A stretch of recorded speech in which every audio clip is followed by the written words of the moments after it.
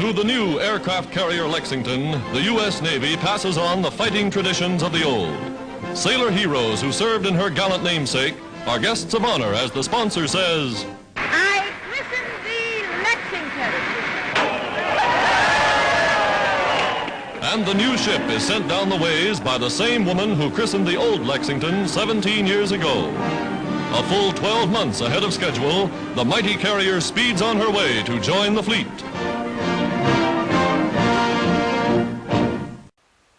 Howdy Pilgrims, PappyStu here. Hope this finds you all well. In 1975 I reported aboard the USS Lexington CV-16. I was TDY for nuclear power school and submarine duty, but I got to spend a year aboard this fabulous ship. During that year, quite a few things happened, and I have quite a few stories I could tell about her, but I'll leave it to only two. First, a little bit of upfront knowledge about Lady Lex. And she was the sixth ship in the U.S. Navy to bear the name Lexington. The fifth ship to bear the name was CV-2 Lexington that was sunk in the Coral Sea 4 months after Pearl Harbor. Lady Lex was built in, or commissioned rather, in 1943 and participated in the last couple of years of the Pacific Campaign in World War II.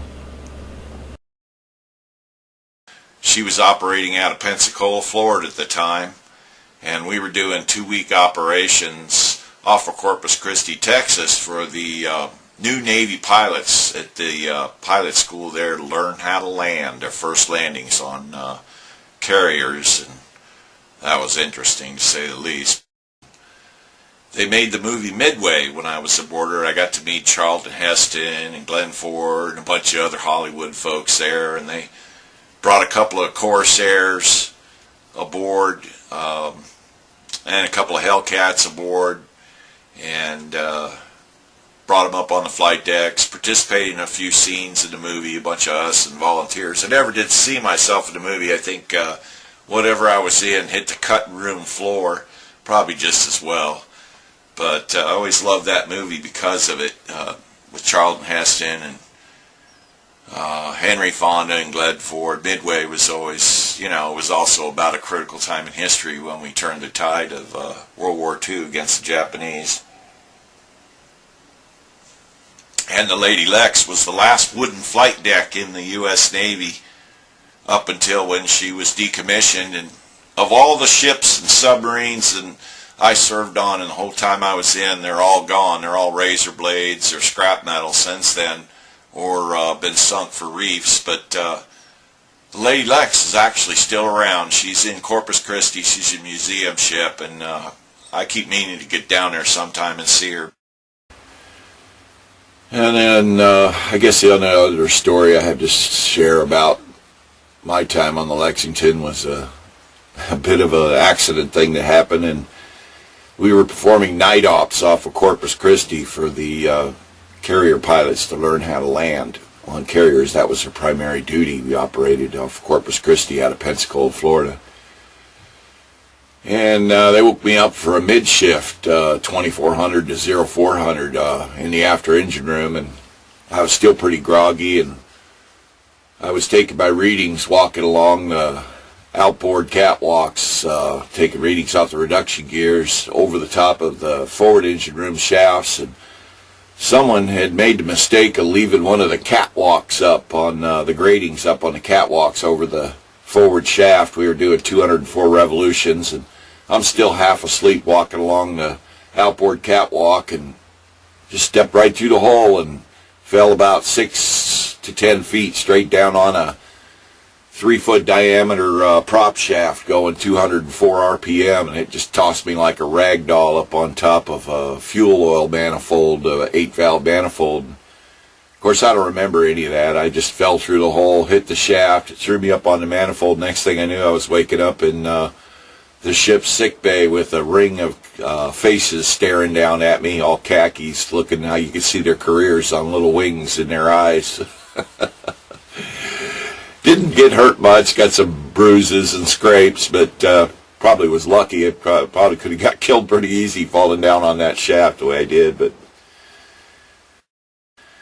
I sent this model to Rob, Basic Modeling, quite a while ago, and he's getting around to building. He asked me to say a few short words about it, and I appreciate Rob making the video, and it's kind of a testimony to the CV-16, USS Lexington, and her fine crew and captains that she had over her years of service.